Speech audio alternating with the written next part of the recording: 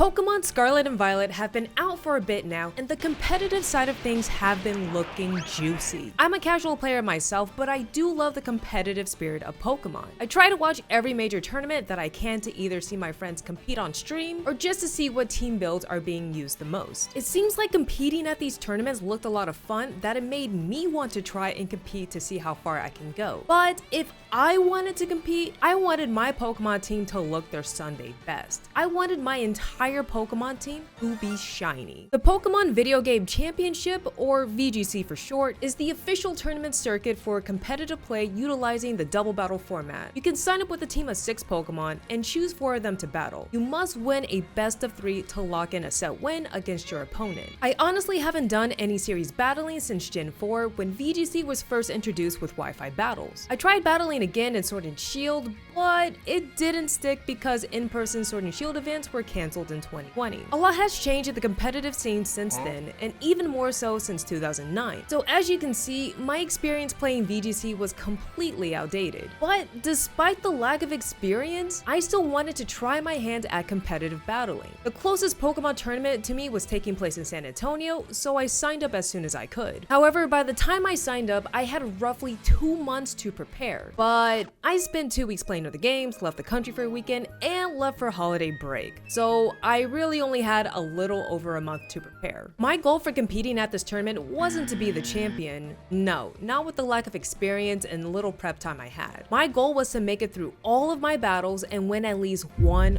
round. With that goal in mind for my first major tournament, it was time to get to work. Team building is essential in VGC, and the San Antonio regionals were following the rule set of Regulation E, meaning that all Pokemon from Regulation D in the Kitakami Pokedex were playable, which means that this thing, all forms of this thing, and this stupid bear were legal to play. The way I wanted to go about building my team is that I obviously wanted to shiny hunt for them, but at the same time I wanted to build my team around some of my favorite Pokemon who can hold their own in a competitive battle. Not only that, but I added 2 more rules for building my VGC team. They cannot be a Paradox Pokemon, and they cannot be a Legendary. The reason for this is because everyone was running the exact same team with a few variations, and Paradox and Legendaries are stinky. Also, some of the legendary Pokemon in Regulation E were shiny locked, meaning that I wouldn't be able to shiny hunt for them. I wanted to be different and cook up a team that could take a tournament set win without using any of the meta Pokemon. I took a look at the most used Pokemon during the previous regionals and what was being used the most online. I wanted to build a team to counter, or at least put up a good fight, against some of these big, strong Pokemon. To start the building process, I needed a leader,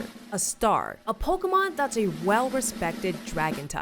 Dragapult. The reason why I went with Dragapult and not Dragonite is because, well, Dragapult is cooler and it's one of my favorite Pokemon from Gen 8. Everyone was using Dragonite, but I figured that Dragapult would be a good non-Dragonite choice. Dragapult has incredible speed and it hits hard, but its defensive stats are not the best compared to other Pokemon. It does have a unique typing, but it also has a lot of weaknesses that I needed to be cautious of. I used Showdown's Team Builder to keep track of the stats, move pool, held items, and Terra type, so that way I wouldn't get lost trying to build my team. Thankfully, I already had a shiny competitive Dragapult in my Pokemon Sword file, so it was an easy drag and drop through Pokemon Home. I named her Mama John's because I was eating pizza while I was farming eggs, and one popped out as a shiny Dreepy, and thus we have our first team member. To support Dragapult, I needed a Pokemon that's a good helper around the house. Incineroar wasn't legal at the time, and basically every Trick Room team had an Indeedee, so I went with the Pokemon who barely appeared in the stats, Farigiraf.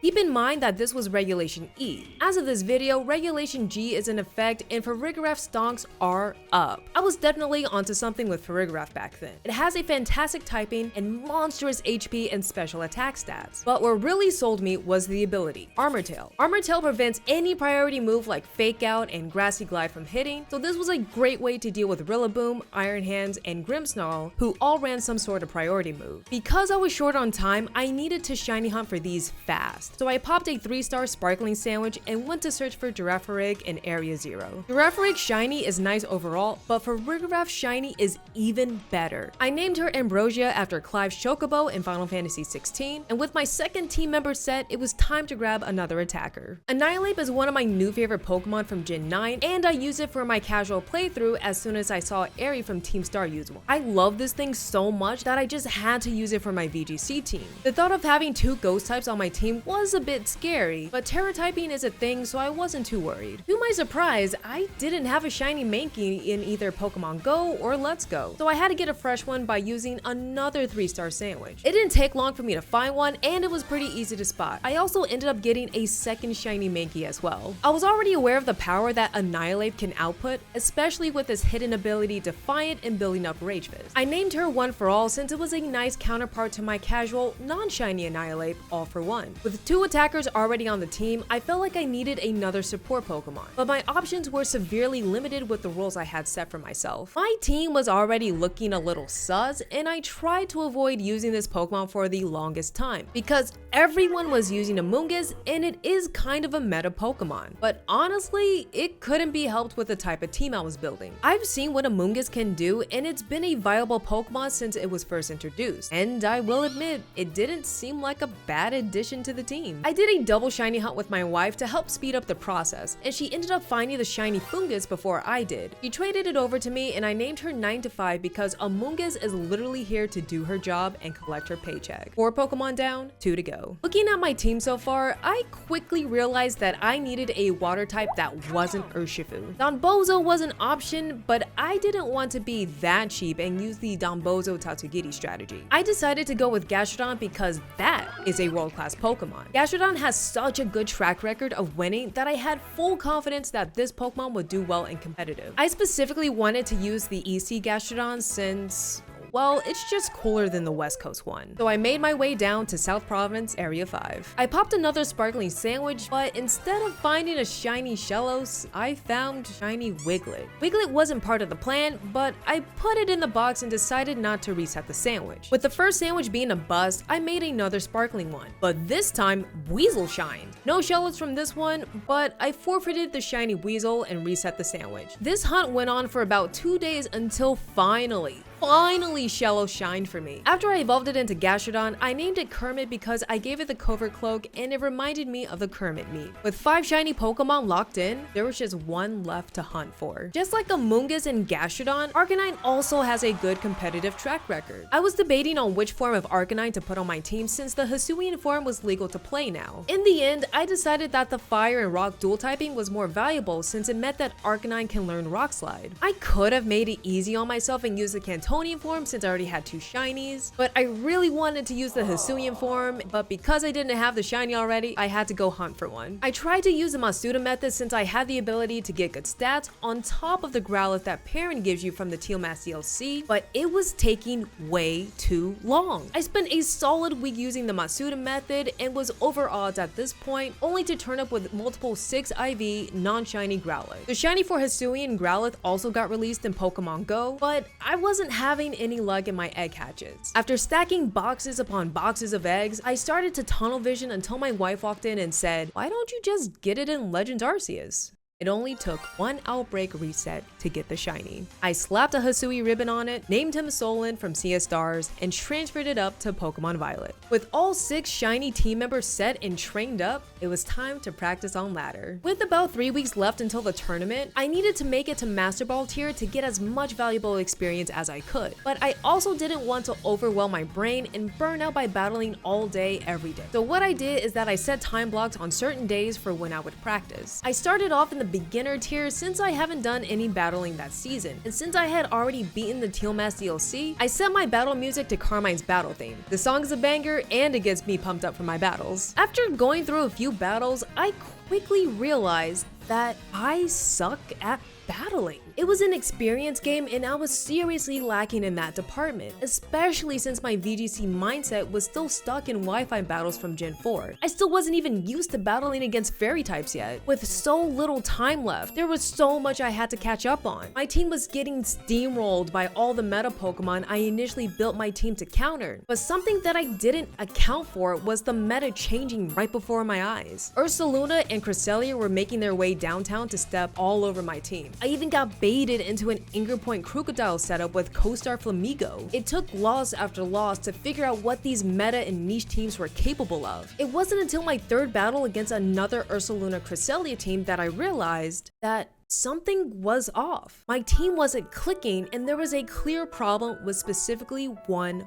Pokemon. Gastrodon just isn't cutting it. Of all the times I sent it out or tried to think of a way to put it in a winning position, I just came up empty-handed. Gastrodon would get rolled and smoked and it would cause a disconnect with the rest of my team, but I made the decision to bench Gastrodon. With the tournament creeping closer and closer, I needed to think of a replacement for my shiny Gastrodon fast. I don't know why I didn't think of using my Lotic initially. It has such a good track record competitively, and it's a Pokemon that I believe commands respect in both casual and competitive play. With my Lotic being the target replacement for Gastrodon, I needed to get a shiny Feebas. Luckily, I had a spare in Pokemon Go. I named her Rainfell after Aqua's Keyblade from Kingdom Hearts, transferred it, evolved it, and trained it. It was back to the grind, and once I put my Lotic on the team, everything started clicking. I started to understand the different combinations of my team that I can bring in and the full extent of what everyone can do. I was able to make it up to Ultra Ball rank up until the season reset, and I had to climb back up again. But I had a much better experience this time around, making it back up to Ultra Ball. Granted, not every battle I did was perfect. I was still learning the matchups and I had to take account for the RNG factors such as crits, flinches, and burns. But I felt more comfortable piloting my team and understanding my win condition. I figured out how to battle against the teams that were steamrolling me, except for Regidrago. Again, this was a case of lack of experience. I lost to every variation of a Regidrago team until I got fed up and asked for help. I found a strategy that could work against it, but I ran out of time for me to put it into practice, as it was time to leave for the San Antonio Regionals. With the team I brought, I knew it was going to be a constant uphill battle against these meta Pokemon. The biggest downside to practicing on ladder is that it's a best of one closed team sheet format, because the in-person tournament is a best of 3 with an open team sheet format. So you can win the first battle and then get absolutely smashed the other 2 battles. I didn't have a lot of best of 3 practice going into the main tournament, so I signed up for the Premier Challenge side event, which is a best of 1, but I figured some extra practice wouldn't hurt. The Premier Challenge was taking place the day before the tournament and I would be doing 6 battles in total. When signing up, I registered the same team that I was going to be using for the following day. When it was time to start, I picked up my team sheet and waited for the pairings to be posted. The team sheet lists my Pokemon, their movesets, held item, and Terra type. Once the pairings were posted, I sat at my assigned table and waited for my opponent. I ended up going 3-3 for the Premier Challenge, which surprised me. I got good intel and feedback from my opponents, and just when I thought I had my team finalized for the tournament happening the next day, I had to make some changes, specifically my Terra types at the last minute. I didn't want to be put in a position of making last minute changes, but the Premier Challenge really helped put things in perspective. But with the changes made and my final team submitted, it was time to get some rest before the big day. Day 1 of regionals was here, and strangely,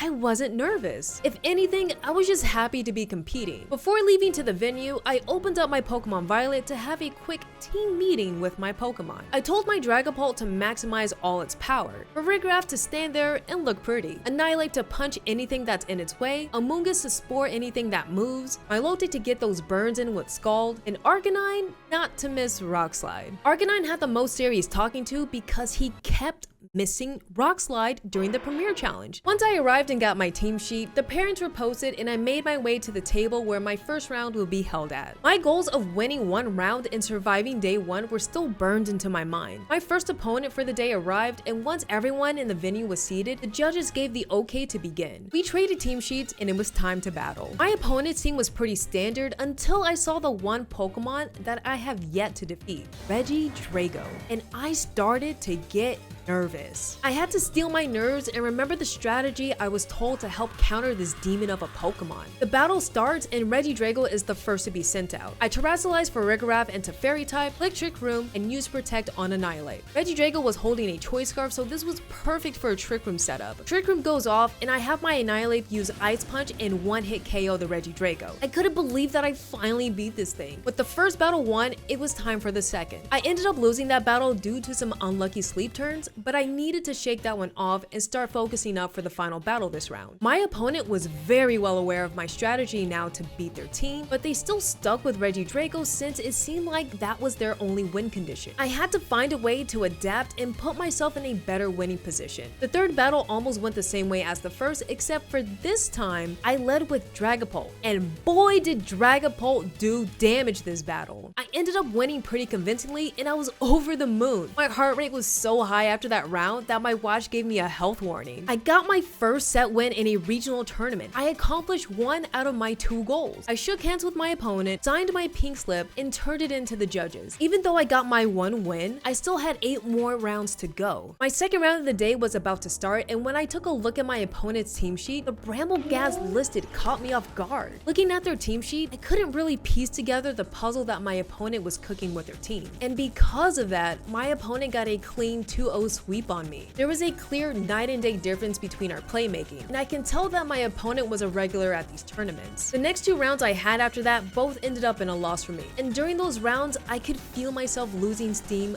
fast. Thankfully, lunch break was right after round 4, and I had a very quick meal with my friends right before heading back to the venue for round 5. When the pairings for round 5 were posted, I saw that I got paired up with Pulse Effects. What's funny is that we were prepping for the tournament together, so we kinda knew each other's strategies. It basically came down to how well we both played. What I didn't know is that this round would be the longest round I would have that day. His Heatran, Ursaluna, and Cresselia combo was so obnoxious to play against. The round ended 1-2 in his favor, but it wasn't a clean battle from either of us. And because we were one of the last few remaining people during that round, a judge had to physically come and sit down next to us and observe the rest of the battle. With all the energy I gained back from lunch now depleted, round 6 was about to start. At this point, I already had a losing record, but I still wanted to finish out the day. My next opponent brought in the standard meta team that I'm used to seeing. I had multiple advantages to combat this team and played to my win condition to the best of my ability. With a lucky Scald Burn from my Lotic and some good damage output from Dragapult, I secured my second win of the day. Round 7 comes around, and as I was waiting for my opponent to show up, I saw that everyone else had already begun their battles. I sat in my seat for another 5 minutes, and a judge walks to my table and writes on my pink slip. I won the first battle by default, and if my opponent didn't show up within the next 5 minutes, then I would win round 7 altogether. And would you look at that? Round 7 is in the books for me. With 3 wins under my belt now, I had 2 more rounds to go before I can close out the day. Unfortunately, because I didn't even battle in round 7, my momentum plummeted. It was already 5 o'clock and I was tired. My brain was short-circuiting in round 8 and I just bombed out. I'm getting flinched all over the place, critical hits in my opponent's favor, and my Pokemon clocked out and slept for the full duration of sleep after getting spored. But hey, that's the beauty of Pokemon. Going into the final round, to tell you the truth, I was just ready to finish the day. My brain was not functioning like it did when the tournament first started, and I had to tough it out for at least another half hour. I got psyched out by my last opponent, and in my tired state, I let that affect my playmaking. I didn't feel too good about that round, but at that point, I just wanted to crawl back into bed. After going through all of that, I ended my first regional tournament run at 3-6. With such a losing record, I thought I would place dead last, but as day 1 finishes and the results were posted, I saw that I placed 398 out of 563 players. Not only that, but I was awarded 9 whole championship points. If anything, that took me by surprise. That meant I only needed 491 more points to qualify for Worlds. Overall, considering the time I had to prepare and the type of team I brought, I did pretty darn well for my first Pokemon tournament. A 3-6 record with my shiny, non-legendary, non-paradox team? You love to see it. I'm very proud of this team and how much work they put in, except for you, Gastrodon. And I would love to use this team or a variation of it in a future tournament. I don't know how these pro players battle at 9,000 IQ for 10+ hours straight, but they are pros for a reason. I will say, if I did use some of the meta Pokemon and not limit myself, I probably would have a better record. I have to come to terms that some Pokemon are just better than others competitively, but at least I tried to win with some of my favorites, and when they eventually won, they looked good and shiny while winning. If you made it to the end of this video, be sure to leave a like and subscribe. I love watching competitive battling, but doing it yourself is a whole other ballgame. What Pokemon team have you brought to a tournament? Let me know down in the comments, and thank you for watching.